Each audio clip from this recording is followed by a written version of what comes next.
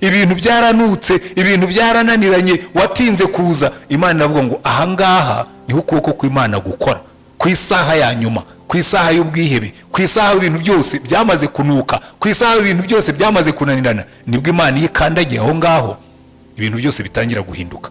Noneho barumvira. Mwene data, wenda nawe uyu munsi umeze nka Lazaro ari mu gituro. Ibyawe uravuga ngo byararangiye, ibyawe uravuga ngo nta garuriro, ibyawe uravuga ngo urugo rwarasenyutse, ibyawe uravuga ngo nta kazi, maze imyaka mu bushomeri, ibyawe uravuga ngo uburwayi bwabaye burebure, n'abaganga baravuze ngo iyi ndwara ikubayemo iminsi, nta byiringiro byayo. Ariko reka nkubwire ikintu kimwe, Lazaro amaze iminsi ine mu gituro, Lazaro Marita avuga ati ubu ngubu yarangije kubora, ubu ngubu aranuka. Nibwo Yesu yaje aravuga ngo none nimukureho igitare, hanyuma mubone igitangaza. Nawe mwene data, sinzi icyo urimo gusengera, sinzi icyo umazemo iminsi, sinzi icyo utegereje ku Mana, sinzi icyo wasengeye Imana ikabigaragara nk'itarashubije. Ariko uyu munsi kuraho igitare cyo kutizera, kuraho igitare cyo kumva bidashoboka, hanyuma Imana ikora igitangaza. Niyo byaba bigaragara byararenze, niyo byaba bigaragara bitagira igaruriro, niyo byaba bigaragara nta byiringiro, kuko Imana yacu ni Imana y'ibisubizo.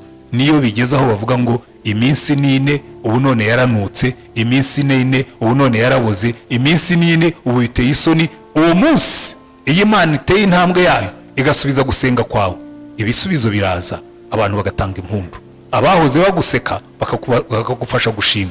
Nibyo mu gihe cya Aburahamu, Sara yaravuze akikiye umwana, aravuga ngo ninde wari gutekereza ko ngiye ku myaka yanjye 90 nzakikira umwana nkamwonsa? Ngo Imana iranshekeje, ngo n'abazabyumva bazasekana nanjye.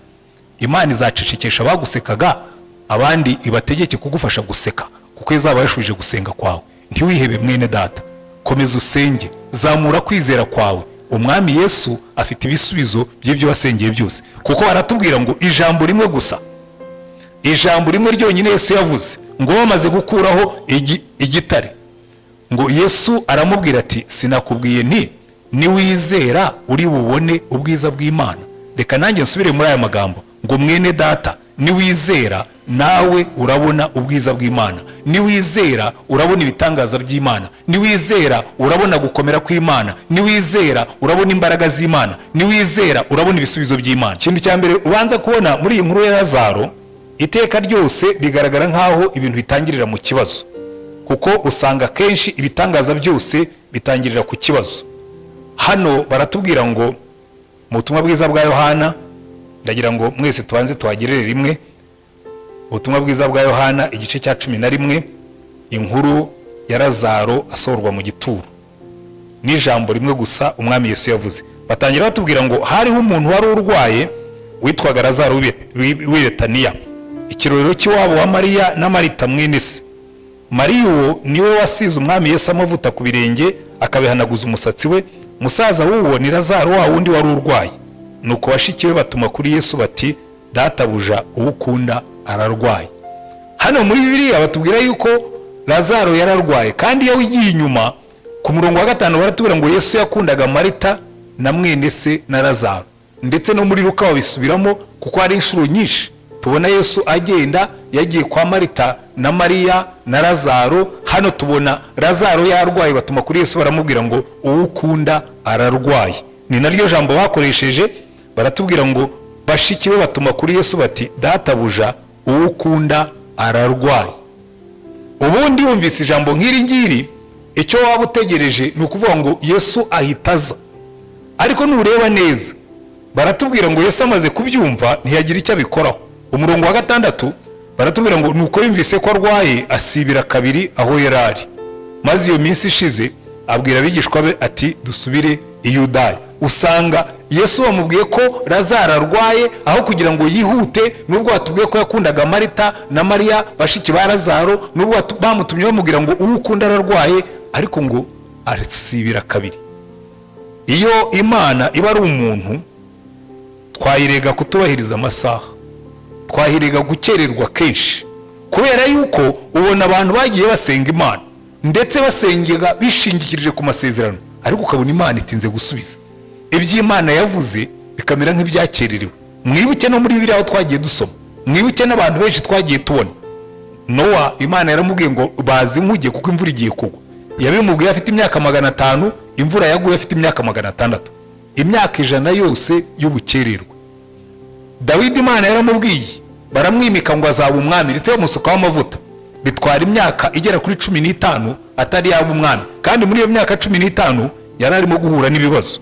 Aburahamu Imana yaramubwiye ngo ugende ujye mu gihugu cy'amasezerano, ngo nzaguha umwana, ndetse nzaguha urubyaro rungana n'umusenyi wo ku nyanja. Imyaka 35 yose atarabona n'umwana n'umwe. Mariya na Marita batumye kuri Yesu, baramubwira ati uwo ukunda ararwaye, none tebuka kuko yarembye. Ngo Yesu asibira kabiri, ndetse wongeremo n'iminsi yafashe kugira ngo agende, kuko Bibiliya yatubwira umurongo wa 20 kugeza ku 22 ngo Marita yumvise ko Yesu aje kumusanga, ngo aramusanganira. Mariya asigara Marita yumvise ko Yesu aje ajya kumusanganira, ariko Mariya asigara yicaye mu nzu. Marita abwira Yesu ati, databuja, iyaba wari hano musaza wanjye ntaba yarapfuye, kandi n'ubu nzi yuko ibyo usabye Imana byose Imana ibiguha.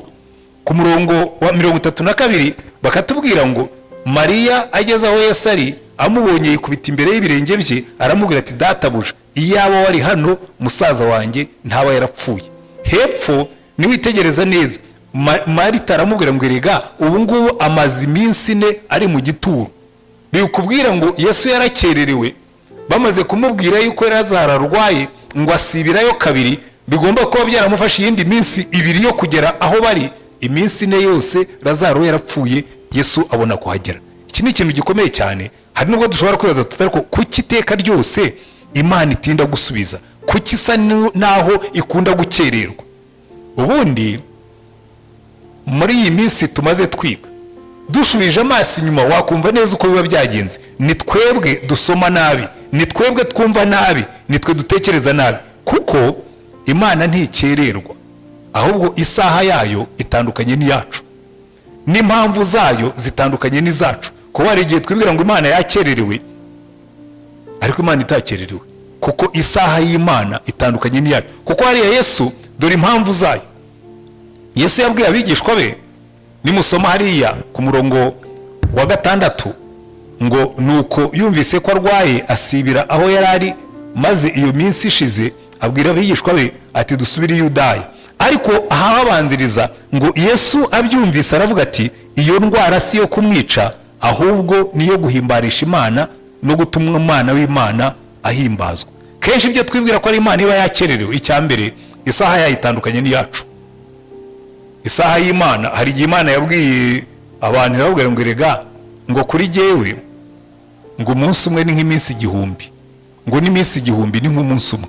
Urumva niba umunsi umwe wawe Imana yawugize iminsi 1000, imyaka 1000, ushobora kwicara ukavuga ngo Imana yakererewe. Erega na Yesu asubira mu ijuru yabwiye abigishwa be ngo dore ndaza vuba, ngo munyitegure ndaza vuba. None amaze imyaka 2000 atari yaza. Ariko wamubaza akamubwira ati, ariko Yesu ko wakererewe, ko watubwiye kuza vuba, ukaba umaze imyaka 2000 utari waza, byagenze bite? Akakubwira ati, imyaka 2000. Ati, si iminsi 2 gusa. Ati, kuko kuri jyewe imyaka 1000 ni nk'umunsi umwe. Ati, umaze iminsi 2 gusa ngiye, none murarambiwe. Muhanze murangize ibyo nabategetse, hanyuma nanjye nzaza. Kuko ku Mwami Imana isaha yayo itandukanye n'isaha yacu. Ariko ikindi gikomeye cyane, uko tubona ibibazo byacu ntabwo ariko Imana ibibona. Kubera ko hano Yesu yabwiye abigishwa baragwe ngo erega buriya iyi ndwara ya Lazaro si yo kumwica, ahubwo izavamo ishimwe rikomeye cyane ry'Umwami Imana. Ibi ni ibintu dukwiye kuzirikana bene data, ukamenya ngo icyambere Imana yo uko igenda siko twe tugenda. Niba ufite ibintu maze iminsi usengera, niba ufite ibintu maze iminsi wingingira Imana, ibuka iri jambo Imana yavuze ngo kuri jyewe ngo imyaka 1000 ni nk'umunsi umwe.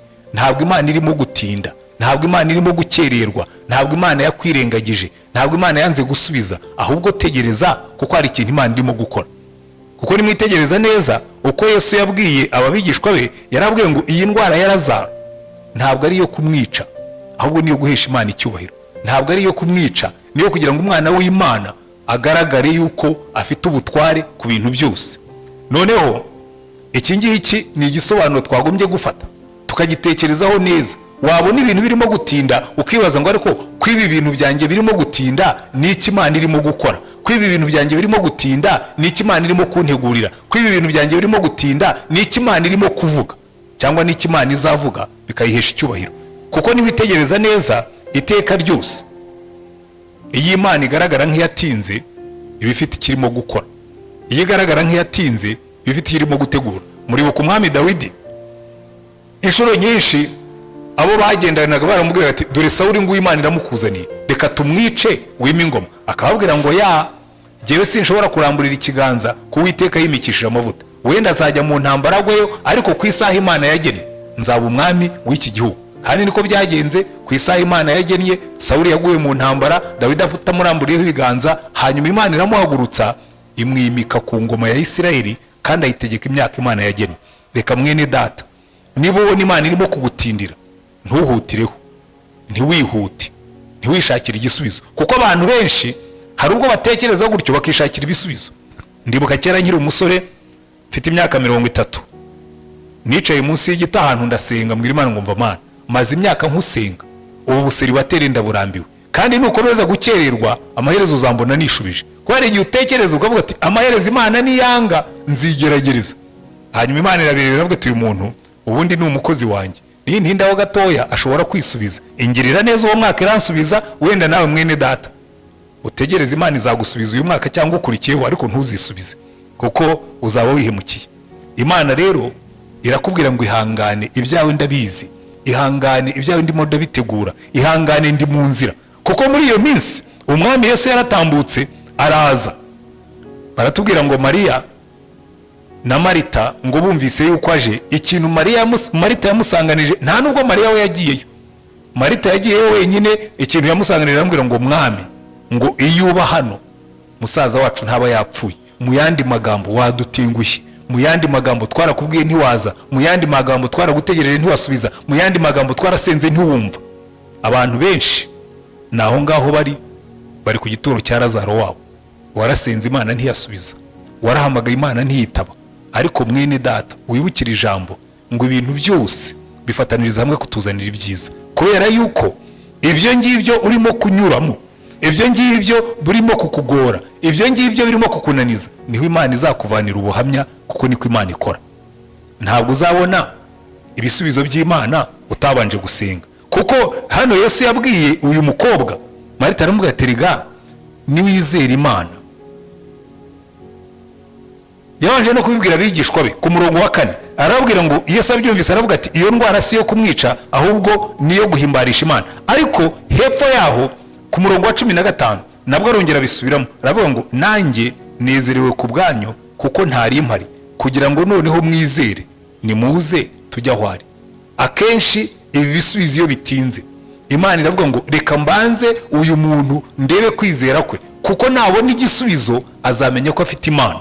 Erega bigenda, ntabwo uzahembwa utarakoze umurimo, ntabwo uzabona amanota utakoze ikizamini, ntabwo uzabona umudari utagiye mu marushanwa, ntabwo uzabona igikombe utagiye muri shampiyona, ntabwo uzabona ubuhamya utanyuze mu bibazo.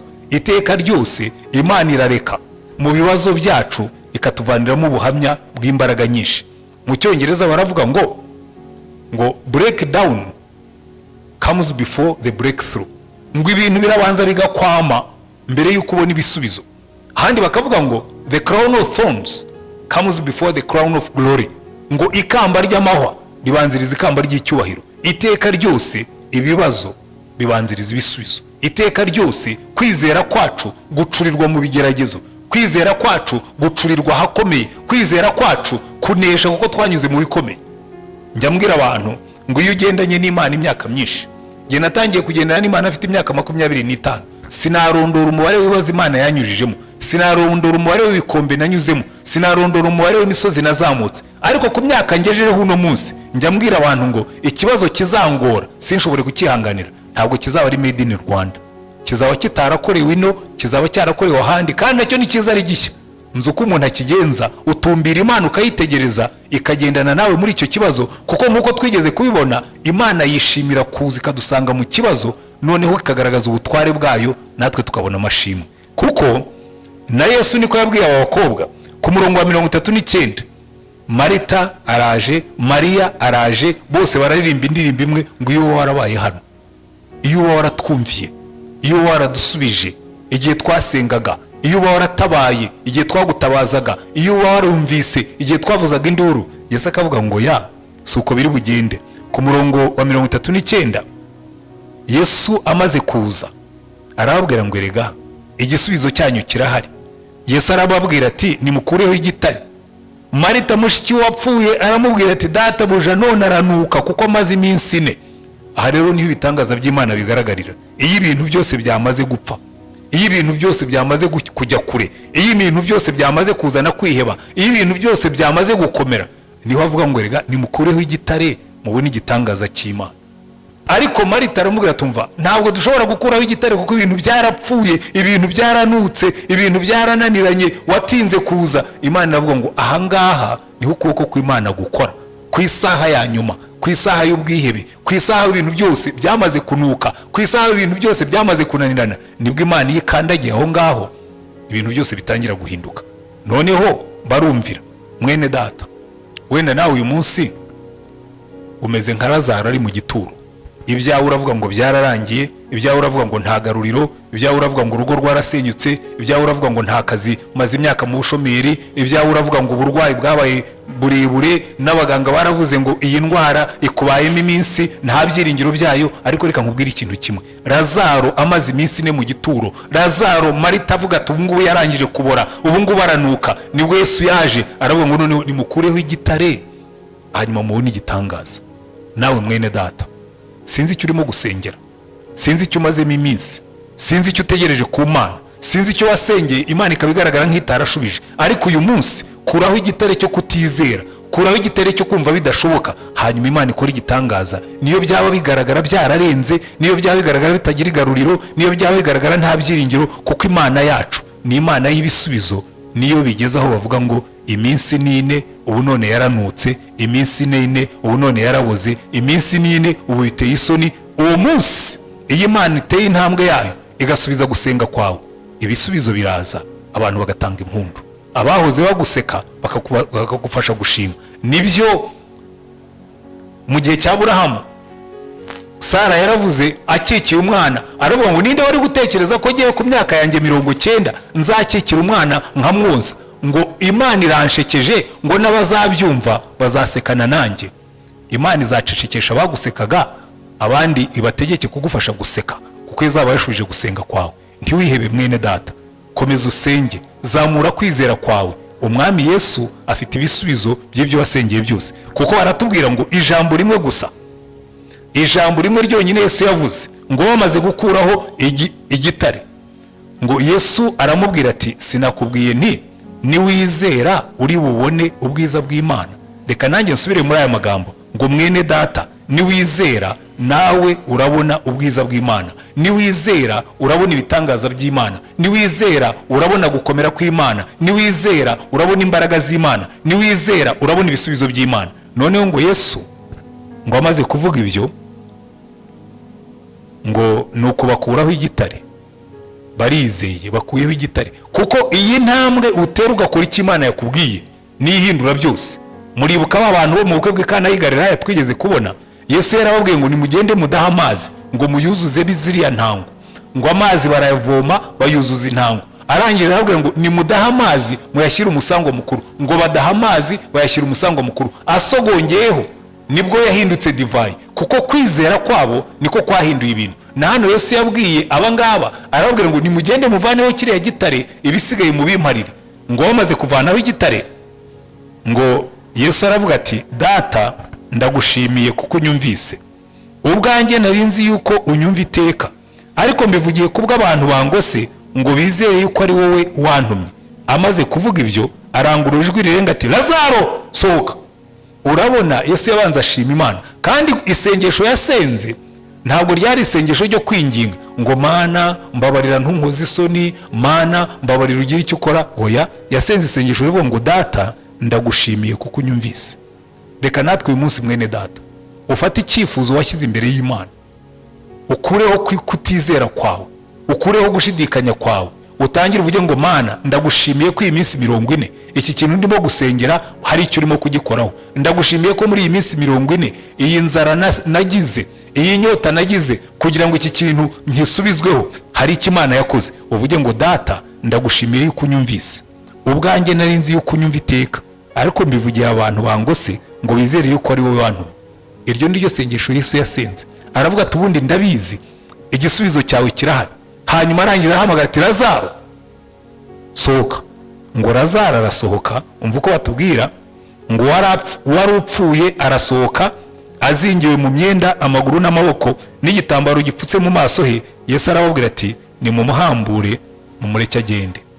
Mu gituro hasohokamo umuntu muzima, mu byapfuye hasohokamo umuntu utanuka, mu byari bihambiriye hasohokamo umuntu uhambuwe, baramuhambura asohoka ari muzima. Mwene data, reka muri iyi minsi turimo gusenga, reka muri iyi minsi 40 hazavemo igisubizo cyawe. Reka muri iyi minsi 40 hazavemo akazi kawe. Reka muri iyi minsi 40 hazavemo umufasha wawe cyangwa umutware wawe. Reka muri iyi minsi 40 hazavemo umwana wawe. Reka muri iyi minsi 40 hazavemo gukira kwawe. Reka muri iyi minsi 40 ibyagaragaraga byarapfuye byose, ibyagaragaraga nta byiringiro bikiriho, hazavemo igisubizo cy'amasengesho. Hanyuma dushima Imana kuko yumvise gusenga kwacu. Reka twongere dufatanye dusenge, ariko wizere. Kuraho igitare, Imana ikora igitangaza. Kuraho kutizera, ubone gukora kw'Imana. Kuraho kutizera, Imana ikuremera amashimwe. Kuraho kutizera, Imana igukorera igitangaza cy'uyu munsi. Dusenge Imana. Turagushimye Mwami yacu. Mwami Yesu, ubwo wari uhagaze imbere y'igituro cya Lazaro, ntabwo witakumye, ntabwo wasenze amasengesho maremare, ntabwo wasenze amasengesho ahenda, ahubwo waravuze ngo ndagushimye data kuko n'ubundi mbizi yuko unyumva. Natwe turabizi iteka ryose waduhaye amasezerano, uravuga ngo nidusenga uzumva, nidusaba uzasubiza. None Mwami Imana, wumve gusenga dusenga muri iyi minsi. Amasengesho dufite muri iyi minsi 40 azaba amasengesho y'ibitangaza, azaba amasengesho akingura ibituro, ibyari byarapfuye byose, ibyari byarananiranye byose, ibyari byihebesheje ubwoko bwawe bikurweho, maze muri iyi minsi ubaremera amashimwe. Kandi muri iyi minsi tuzavuge ngo Uwiteka yumvise gusenga kwacu, kandi n'ubundi asanzwe twumva kandi aradushubije. Rambura ikiganza cyawe. Nifatanije na bene data, kandi nkuko Eli yabwiye Hana akamubwira ngo genda tabye, nanjye ndasenze Imana ngo ubwoko bwawe abarimo gusenga muri iyi minsi 40 ibyo basengeye byose ushyireho vi. Nanjye ndavuze ngo bahe ibyo bagusabye, kandi nanjye nizeye yuko ugiye gusubiza abarwayi bagakira. Nizeye ko ugiye gusubiza abasengera abana bakababona. Nizeye ko ugiye gusubiza abasengera abafasha bakababona, abasengera abatware bakababona, abasengera ko ingo zitungana zikaboneka, abasengera ibintu byose barimo gusengera muri iyi minsi. Bishyira imbere yawe Mana uko ibyifuzo babiguhaye, hanyuma uvuge ngo ibyo ngibyo byose ndabibahaye. Turagusenze, turagushimiye, turagutegereje, kandi turakwizeye kuko tuzi ko ugiye gukora